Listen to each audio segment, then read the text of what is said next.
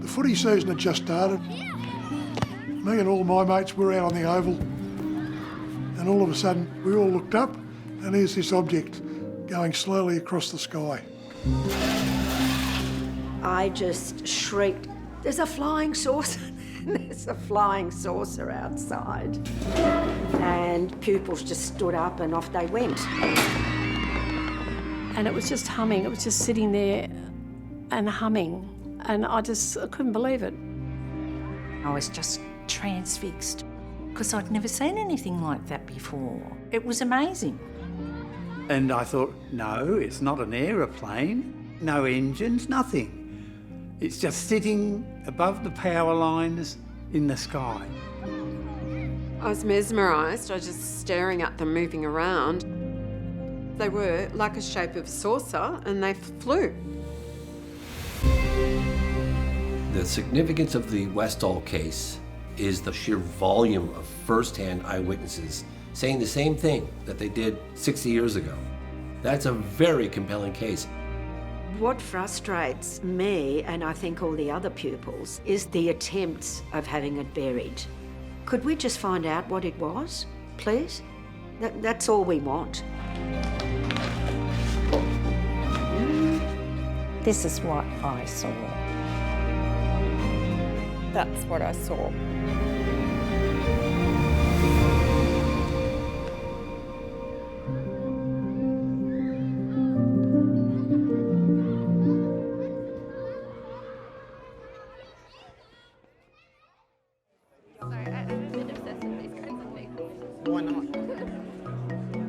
You have all these elements to the Westall case that make it a true enigma and a mystery 60 years later.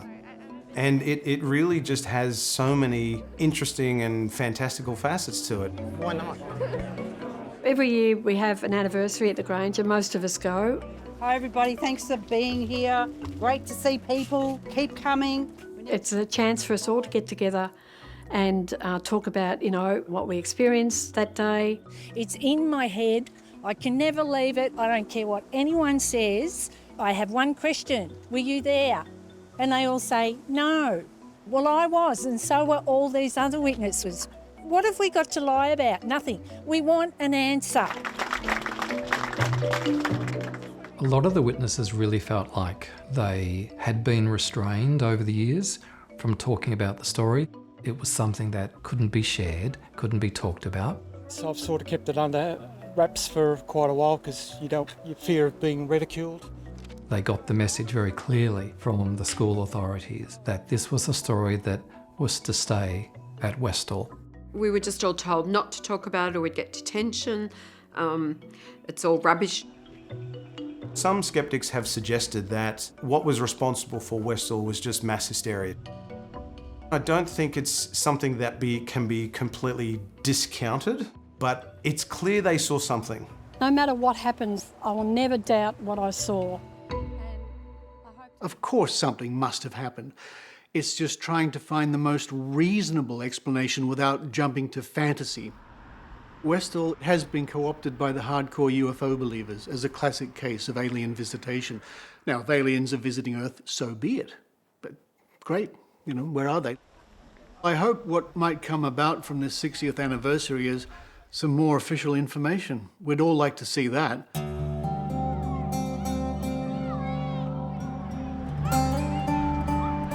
In 1966, Westall was a fast-growing community on the southeastern edge of Melbourne. To cope with the fast-growing population, there were two newly founded schools, Westall High School and the adjacent primary school.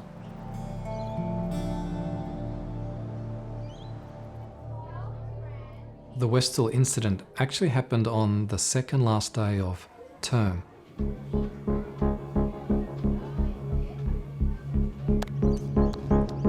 We were out in the field.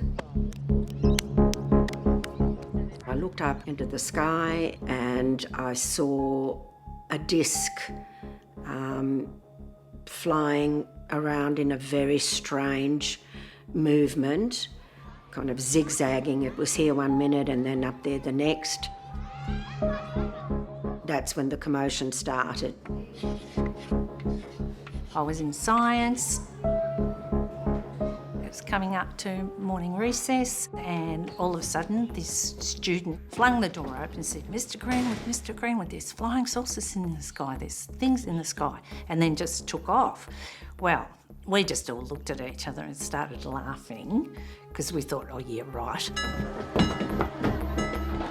And I can remember walking out there and standing and just looking up, and all of a sudden I saw them. It wasn't particularly high up, maybe 1,000 feet, hard to know exactly. It was large, easily visible, circular, silver, and clearly under some sort of control. It wasn't a helicopter. It didn't have wings. It wasn't an aircraft. It was a flying disc, a two-storey kind of flying disc.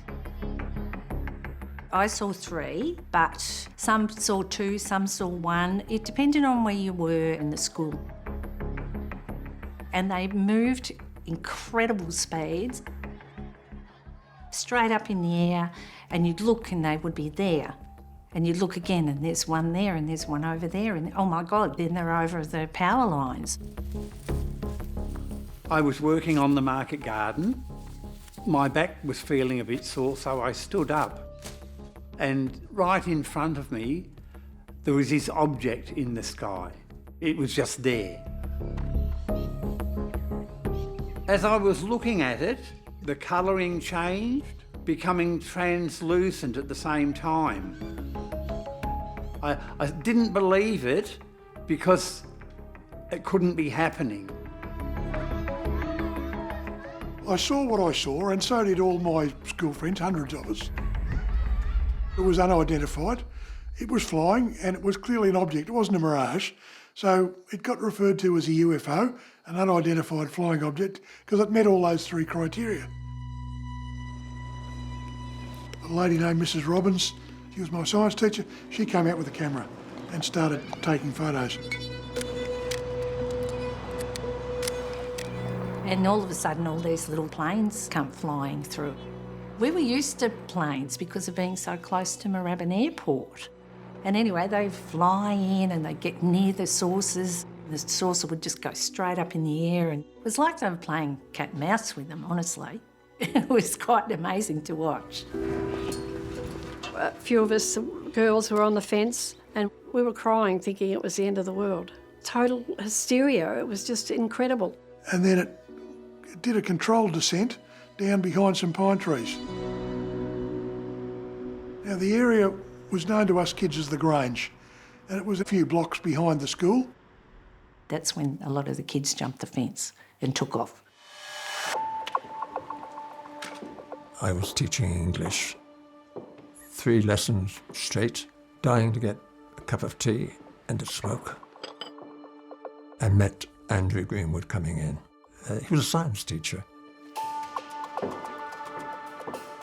And the first words he said to me, I think, were something like, did you see it? Did you see it?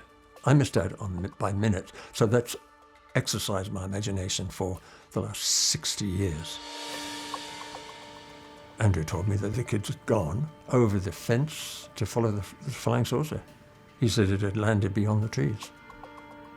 I just ran in the direction of where this one appeared to go down.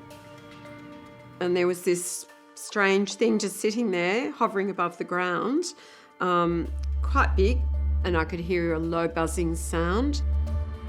I could see 2 other girls that had gotten there before me. One was crying and quite hysterical actually, and the other girl was just on the ground. And then as I was literally staring at it, it started to rise up very slowly. And then when it turned on that, when it was on that angle, it could go really fast.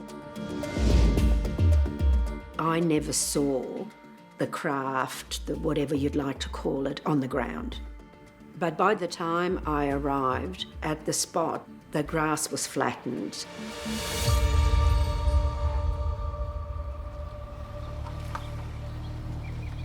I walked around to the other side of the school and I noticed these two jeeps. The jeeps would have arrived, I reckon, probably 10 minutes after the craft had disappeared. It was very quick. And now the men get out and they've got clipboards and whatever. Now, they're all in green uniforms, but some of them were in camouflage. And then they jumped back in and took off and went, obviously, down to the Grange. There are people who very clearly remember there being a military presence.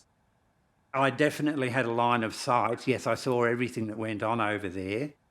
One of the army guys came over and spoke to my boss. The guys all started looking at the ground, inspecting it.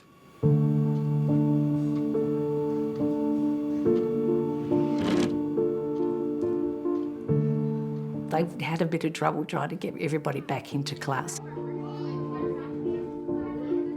It was later that we had the assembly, the special assembly.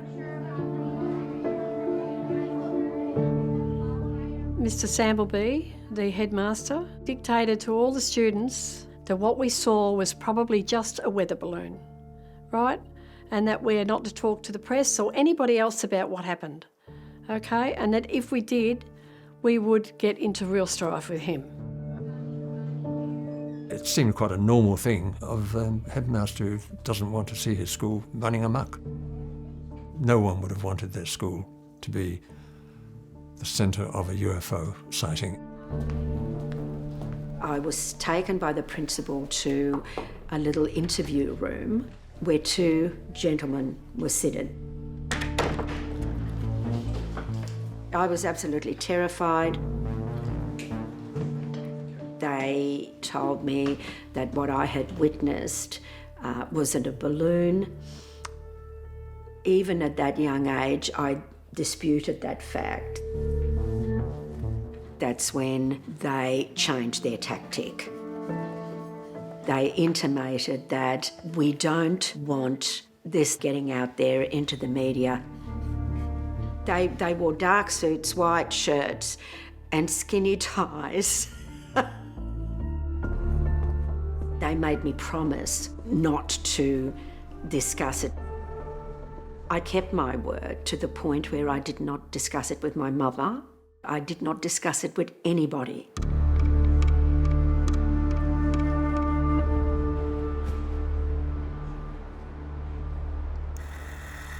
When school finished, Channel 9 news team was out the front and they were asking students if they would be interviewed.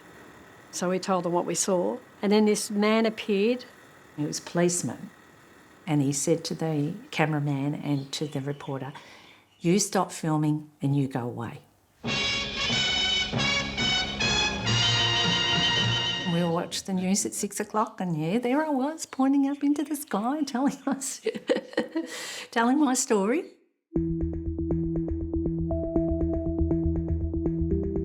After the Westall incident, it kind of fell off the map, it went dark, it wasn't talked about until many decades later, where some researchers, Australian researchers, started asking questions.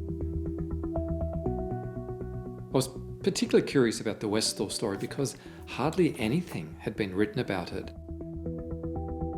I presume the story was, at least in part, urban legend, that there were elements of the story that had probably been embellished and added onto over time. But what I was interested in was, well, what was at the core of the story? There's been a mushrooming of flying saucer clubs. Flying saucers were a big part of the culture when I was growing up. What do you think they are?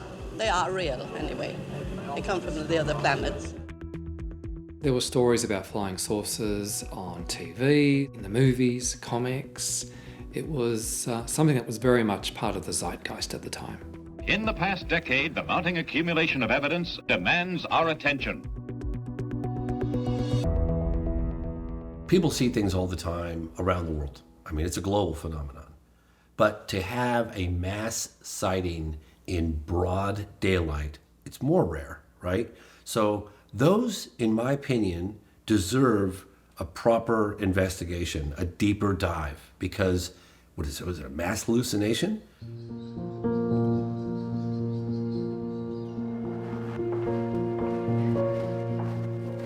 This is the science room. So this is the room you were enjoying? Yeah. I've been in contact now with easily more than 200 people who were witnesses at Westall that day. This is what all started it Yeah, all. this is where it started. It's hard to know exactly how many people saw the UFO, but when I met Andrew Greenwood, the science teacher, who's now sadly passed away, he was very clear to me that when he went out onto the sports ground with his class, that there was something like more than half the student body seeing what he was seeing, and that was more than 300 kids. I was standing beside Andrew Greenwood. He sort of looked at me as if to say, don't run and don't jump the fence like somebody else we know. Too late, I'd already gone. You'd already gone, I know. It's amazing to me that there is so much commonality across the witness testimonies, and this became very apparent to me very early on, that people were and are telling the same story. So the big misconception is that we have good memories. We don't. Our brain reconstructs things, elaborates, forgets to include things. There's a very interesting thing when people get together, there's a group reinforcement of the common story. It's not malicious, it's just the way we are. I desperately wanted to track down that original Channel 9 news footage which aired that night and which had interviews apparently with the witnesses, and the film couldn't be found. It was an empty film canister. Lots of people have memories of photographs being taken, so I tried very hard to find those photos, but those photographs have never been seen in public. We don't know what became of them. But there was a possible other photo taken 4 days before, on the 2nd of April, that may have had some connection to what happened at Westall, taken by a man called James Kibble. James Kibble had never spoken in public on TV before. So this is a print from the original photograph taken by James Kibble. This is his handwriting he sent to me. This was taken just a few kilometers away prior to the landing at the school. James Fox, American filmmaker, was very interested in covering both the James Kibble story and the Westall story and the possible connections between the two. This tremendous flash of light, and I looked up and I saw this object, and I pulled it. I had a Polaroid camera, and I pulled this up, hit myself on the face, and I took the picture, and I got the photograph here. This is the original Polaroid. That's it. There's the top of it. It looked like it was made out of some form of metal, and it was engineered. And being an engineer, I was sure it was. And that's when I took the photograph, and it tipped around, and I could see the bottom, and it looked like it was rotating to me. That was it. And then after that, it sort of gave a bounce, and it rocketed away to the north, very high speed. Can you describe the acceleration? It was like almost instantaneous, like it had been shot out of a gun. Wham, you know.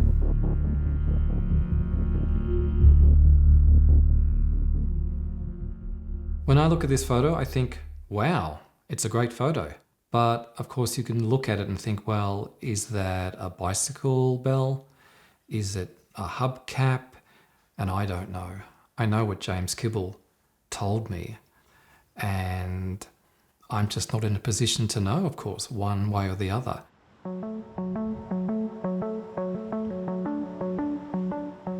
Even though the news footage doesn't exist anymore, there are actually newspaper articles that date from that time. There was a very small article in the Age newspaper the following day, and it should be just here somewhere. There it is. It was tiny and really didn't give any extra details except to say there'd been a weather balloon launched in Melbourne that morning, and given the wind on that day, it's possible that the thing that was seen at Westall was that weather balloon. So that's a weather balloon. It's definitely the wrong shape, isn't it? Yeah. It wasn't a weather balloon. It had some elements of the shape and colour of a weather balloon, and it was silver and circular in looking up from underneath, but nothing hanging underneath it as a payload. Now, if we were to invoke the principle of Occam's razor, which basically says the simpler explanation is often the best one to choose, then the weather balloon is a very likely candidate. But that's not to write off and discount what they're saying. It's just not enough for us to make a proper conclusion. There's no evidence that it actually was a weather balloon. There's no mention of the weather balloon being collected and being identified. When I looked into the weather data for that day, it actually didn't stack up at all. The winds, as predicted and as reported, actually blew in the opposite direction. The Dandenong Journal was the only newspaper that covered this story. For me, I found that really surprising. So this is the first article, but it was really in the follow-up article that we got a little bit more information about what happened. There were some interviews with a couple of the kids and Andrew Greenwood, the science teacher. He never spoke about it again publicly until James Fox and I and others were able to encourage him to speak on camera for the first time, but he didn't want his face to appear. Two older men, one in uniform, asked for my description of what I'd seen.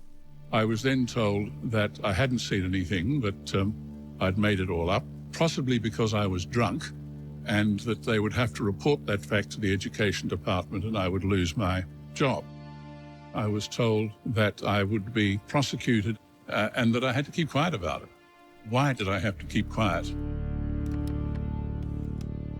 I heard reports that he had been threatened and told that his reputation was on the line. He went very quiet. I think it cost him to say what he had to say.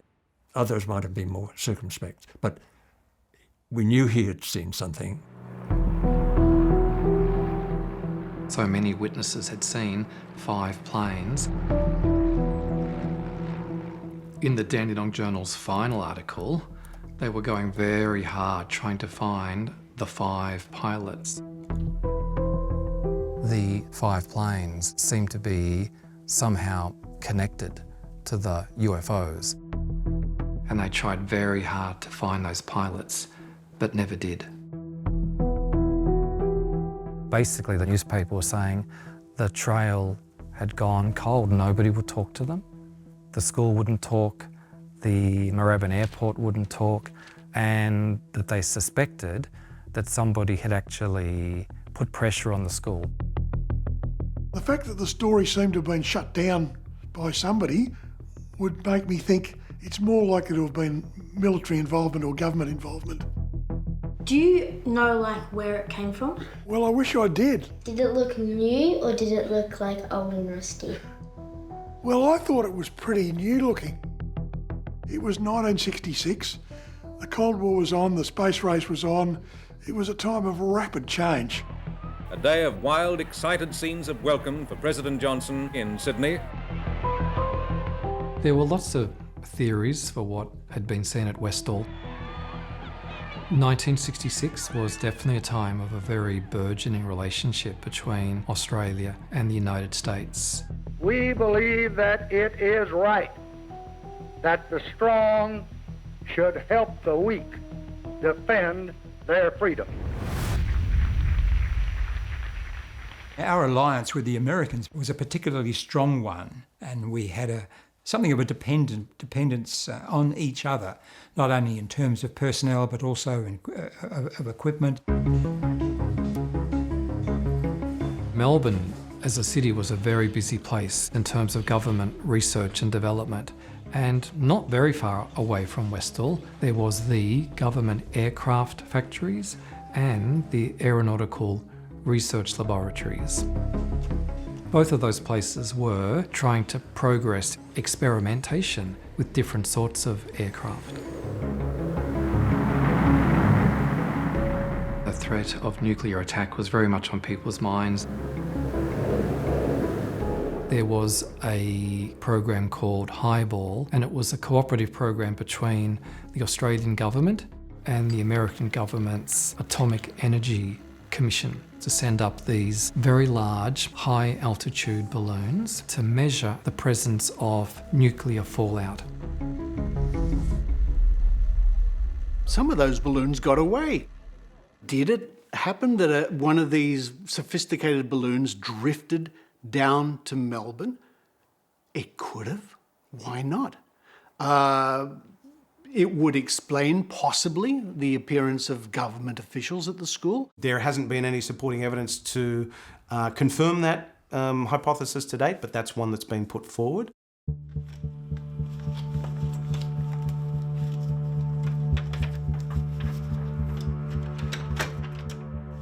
I had never heard of what had happened at Westall until a journalist approached me and asked me as a historian and a researcher to see what I could find, particularly with my defence background.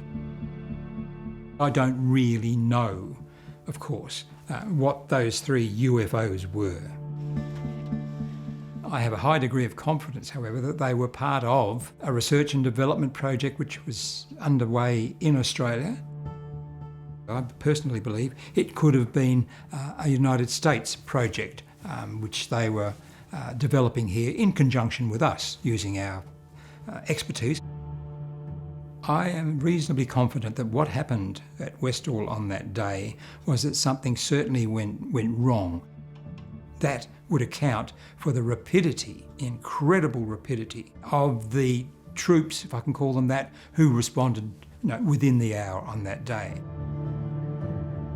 I don't discount that it could have been top secret military technology that was being tested or trialled, and an operation went not according to plan. But again, where's the evidence to support that? That's what we're trying to find. So I've submitted many Freedom of Information Act requests trying to get some documentary evidence. But unfortunately, there has been no explanation provided by the Australian government or the Australian Department of Defence as to what was responsible for what was seen in the skies above Westall High School. I guess I'm lucky to have had the chance to see it, but, you know, a bit of a sliding doors moment. Didn't affect me in any way. You know, no one came and beamed me up. Certainly, there's ongoing interest in the story from people who weren't there, because it's pretty unusual, I guess, looking back from 60 years later. It's okay to talk about it now, you know, saying, look, we saw something that was so different all those years ago. At my age now, it doesn't matter if somebody thinks that I'm a little bit loony. It has no relevance. I know what I saw. We're all telling the truth. I know what I saw, and, you know, end of story. And I'm not accountable to anybody but myself.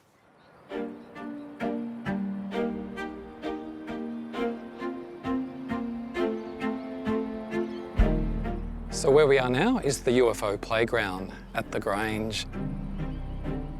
I actually suggested to the local council that it might be a good idea to put something here, some sort of commemoration of what had happened all those years ago.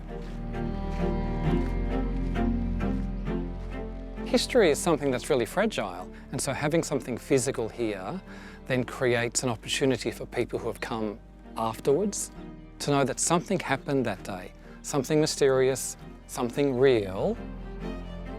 And like all the witnesses who were here that day, I too just want to know. If there's a truth to be revealed, I think it's time to reveal it, and I think we, as the public, can handle it.